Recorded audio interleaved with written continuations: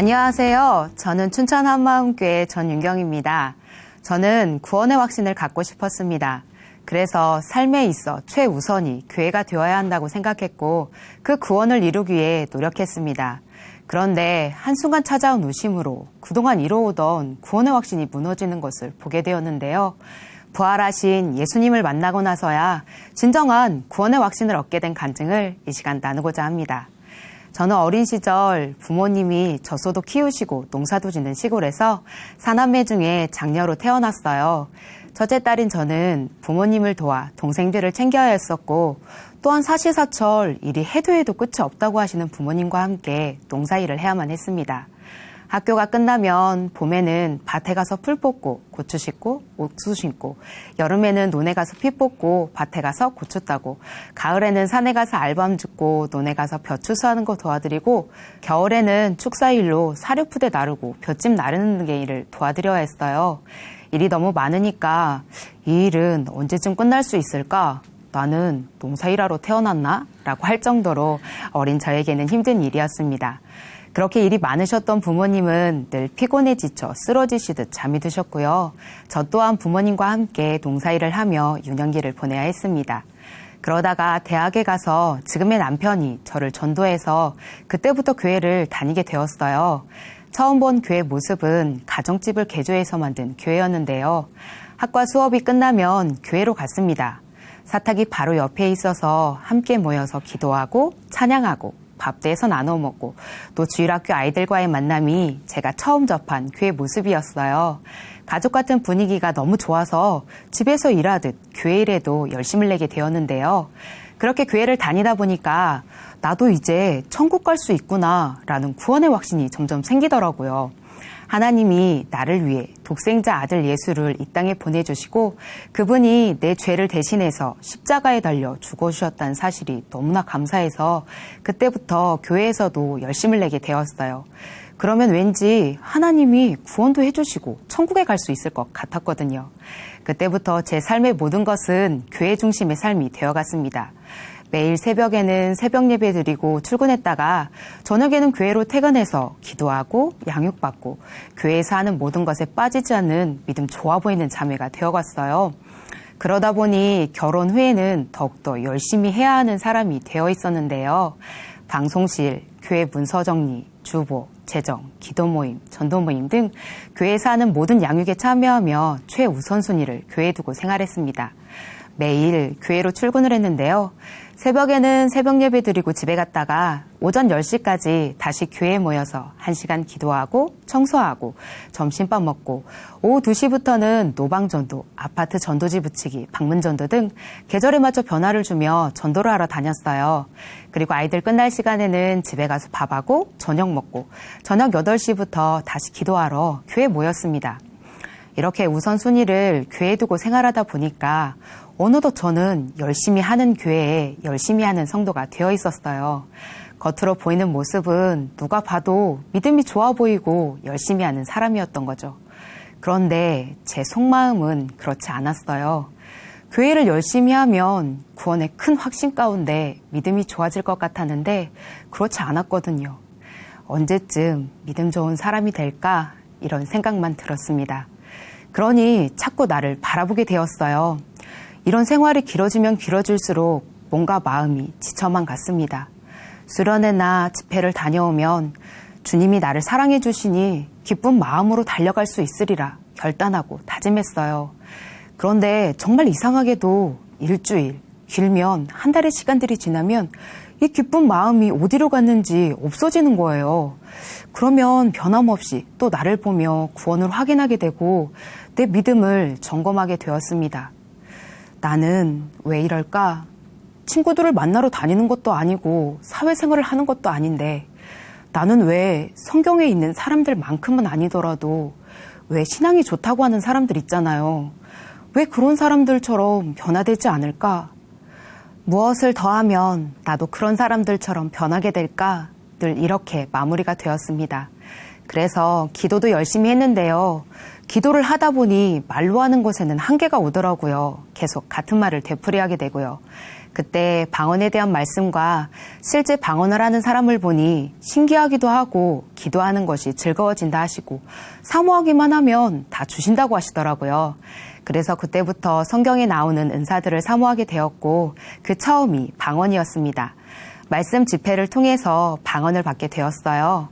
방언을 받고 기도를 하지 않으면 다시 방언으로 기도하기가 힘들다고 하시더라고요. 그래서 매일 새벽 예배나 퇴근 후에 30분부터 시작해서 점차 기도 시간을 늘려갔습니다. 그런데 그렇게 기도를 할 무렵 누가 손을 잡는 것도 아닌데 손이 높이 올라가더라고요. 손이 흔들리기도 하고 두 손이 다른 사람을 향해서 기도를 하기도 했어요. 어느 날은 소리 높여 기도를 하는데 방언으로 찬양을 하더라고요. 너무 신기하니까 기도하는 것이 즐거웠어요. 그리고 내적 치유 집회를 참여하게 되었는데요. 내 죄를 회개하고 나에게 상처 준 사람을 용서함으로 인해서 나의 쓴뿌리, 견고한 찐들을 모두 무너뜨릴 수 있다는 것이었어요. 신앙생활이 달라진다고 하시더라고요. 그래서 정말 열심히 기도했습니다. 그런데 여전히 저의 신앙생활은 특별히 달라지지 않았어요. 하루 기도 3시간을 하면 세계를 변화시킬 수 있는 사람이 된다고 말씀하셨어요. 그래서 하루 3시간 기도를 하기 시작했는데요. 그런데 기도를 하다 보니 기도 시간에 못 나가면 죄책감이 들고 하루라도 교회를 안 나가게 되면 왠지 모를 불안한 마음이 찾아왔어요. 그래서 시간을 채우기 위해서 더 열심히 기도했습니다. 기도의 내용보다도 3시간의 기도라는 이 목표가 더 중요해져 있었어요. 그러다가 성경을 읽는 중에 방언을 하면 방언 통역하기를 그리고 예언하기를 사모하라고 써 있더라고요. 마침 교회 여러 초청 강사님들 중에 예언을 하시는 사모님이 교회에 오셔서 집사님들과 함께 예언기도도 받고 하니 너무 좋았습니다. 그러다가 예언기도 세미나를 하는 곳이 있다고 해서 가보게 되었어요. 9개월 된 딸을 데리고 예언을 할 수 있다는 곳에 3박 4일씩 다녀오기도 했는데요. 교회에 돌아와서는 성도님들께 환상기도라는 것을 해주려고 했습니다. 하루에 3시간씩 기도하면서 배운 대로 그 사람을 위해서 기도할 때 떠오르는 환상대로 그 사람을 위해서 기도해주고 있는 제 자신을 보다가 문득 이런 생각이 들었어요. 내가 지금 하고 있는 것이 하나님이 해주시는 것이 맞기는 한가? 내가 지금 보고 있는 것이 성경과 무슨 연관이 있기는 해? 내가 상상으로 그림을 그리는 건가? 이런저런 생각들이 들어오니까 기도를 해줄 수가 없었어요. 제 자신을 자꾸 보게 되니까 도저히 말을 할 수가 없었습니다. 이렇게 내가 변화되기 위해서 방언도 환상기도도 해보았지만 이 기쁨이 오래가지 않았어요. 겉으로는 웃고 열심히 했지만 마음속에 나는 그렇지 않았습니다. 겉과 속이 다른 사람으로 교회를 다니고 있는 내 모습을 보니까 마음 떠난 빈 껍데기가 교회를 왔다 갔다 하는 것은 아닌가. 이제까지 내가 보낸 시간들은 무엇이고 이 모든 게 다 헛수고이면 어떻게 하지? 라는 생각이 드니까 마음이 철렁 내려앉았어요. 그토록 열심을 내며 변화되기 위해서 확신을 갖기 위해서 노력을 했지만 다시 제자리에 있는 모습이라고 생각하니까 생각하기가 싫어지더라고요. 그럴 때는 교제 중에 나누었던 말씀을 생각하면서 그래, 구원은 이루어가는 거야. 흔들리지 마. 마음을 가다듬고 다시 이런 생각이 들지 않도록 더 열심을 내며 생활했습니다. 그러다가 계시록 말씀을 듣게 되었어요. 말씀을 듣던 도중 성경에 기록된 마지막 때는 환란이 오는데 환란은 교회 공동체가 있으니까 함께 이겨낼 수 있다 쳐도 그런데 성경에 나팔 소리가 나매 같이 밭을 갈던 자 중 한 명은 데려감을 당하고 한 명은 버려둠을 당하리라 했는데 그 나팔 소리가 날 때 내가 당연히 데려감을 당할 줄 알았는데 그냥 이 땅에 남아있으면 어떻게 하지? 내가 정말 구원받은 것은 맞나? 이런 생각들이 들어오니까 불안해졌어요. 이렇게 저는 천국이라는 말이 너무 멀게만 생각되었습니다. 천국은 가고 싶은데 현재 나와는 거리가 멀어 보였거든요. 누가 이야기를 하시는데 이 땅에서 내 마음에서부터 천국을 누려야지 진짜 천국에 갈 수 있다고요. 그런데 아무리 노력해도 저는 이 땅에서 천국을 누리는 자가 아닌 것 같았어요. 이렇게 헌신하며 사모했고 열심히 했지만 결국 다시 제자리에 있는 저의 모습이라고 생각하니까 너무 힘이 들었습니다. 무언가 될 듯 하다가 넘어져서 제자리에 코만 빠뜨리고 있는 삶이 싫었어요.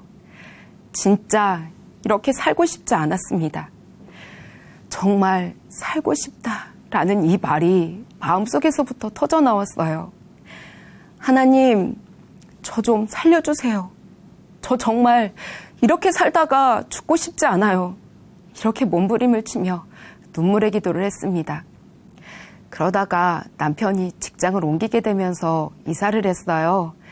교회를 정해야 하는데 정하지 못하고 있을 때 목사님께서 소개해 주신 한마음교회 작은 교회와 만남이 이루어졌는데요. 예배 때 말씀을 들으면서 제가 이상하게 생각했던 것은요. 예수님이 행하셨던 많은 기적과 은사들은 설교 말씀이나 은사 집회, 치유 수양회를 통해서 알고 있었는데 정작 예수님 그분이 누구신가에 대해서는 내가 이 정도로 모르고 있었나 싶을 정도로 모르고 있었더라고요. 예수님의 부활 이야기도 부활절이나 주일학교 아이들에게 복음을 전해줄 때 지나가는 이야기로만 알고 있었는데요. 그런데 이 부활이 역사적 사실이라는 거예요. 예수님이 부활하신 것이 우리나라 삼국시대 초라는 현실적인 시간을 알려주시고 역사를 나타내는 AD와 BC를 가르는 기준이 예수님이라는 거예요. 성경 말씀이 전래동화 이야기처럼 느껴졌던 부분들이 없지 않아 있었거든요. 그런데 예수님의 부활로 이게 실제가 되는 거예요. 예수님의 부활이 사실이니까 부활하셔서 그분이 하신 말씀인 성경은 하나님의 말씀이 되는 것이고 그것은 곧 진리의 말씀인 거였어요. 더 이상 내가 이해되지 않는다고 믿지 못하는 말씀이 아니었어요. 하나님이신 예수님이 인간의 모습으로 이 땅에 오셔서 죽으시고 그분이 하나님이신 것을 40일 동안 증명하셨더라고요. 우리에게 부인할 수 없는 도장을 찍어 놓으시고 하늘로 올라가신 사건이었어요. 그동안 성경을 안 읽어본 것이 아닌데 예배를 드리면 드릴수록 부활 사건이 나에게 완전히 가리워져 있었다는 것이 보였어요. 부활을 통해서 성경을 보니까 예수님의 제자들도 부활하신 예수님을 보고 나서야 변해 있었고 예수님의 12 제자들 중에 가룟 유다를 대신할 한 명을 뽑을 때도 이 부활을 증거할 자를 뽑았더라고요. 제가 예수님이 누군지는 관심조차 없고 그저 천국 가려고 열심을 내고 있을 때 하나님께서는 이미 예수님의 부활로 모든 사람이 믿을 만한 증거를 준비해 주셨더라고요. 죽음을 이기시고 부활하셔서 제자들 앞에 나타나셨던 예수님은 분명히 나를 지으신 나의 주, 나의 하나님이셨어요. 제가 힘들 때마다 붙들었던 말씀이 있었는데요. 그것은 아버지의 뜻대로 행하라와 구원은 이루어가는 거야 라는 말씀이었어요. 그런데 목사님께서 성경에 죄에 대하여라 함은 저희가 나를 믿지 아니함이요 라고 기록되어 있다고 말씀하셨어요.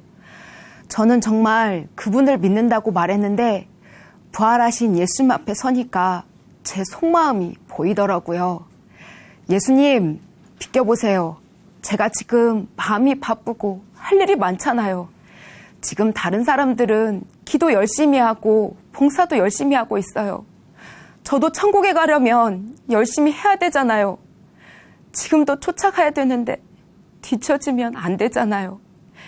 내 열심, 내 노력으로 무언가를 이뤄보려고 애쓰는 바로 자기가 주인 되어 사는 마귀와 같은 모습이었어요.